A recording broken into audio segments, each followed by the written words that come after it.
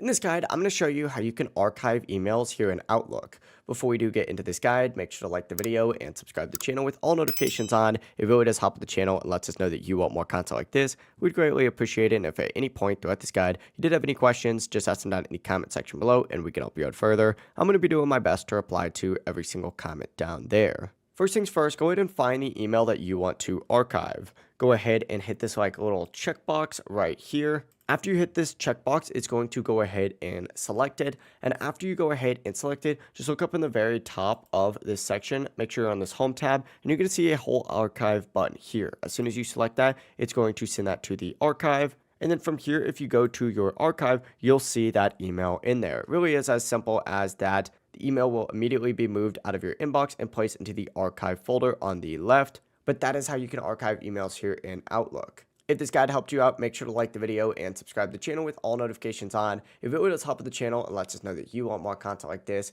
we'd greatly appreciate it. And if at any point throughout this guide you did have any questions, just ask them down in the comment section below and we can help you out further. I'm going to be doing my best to reply to every single comment down there. Have a great rest of your day though. Peace.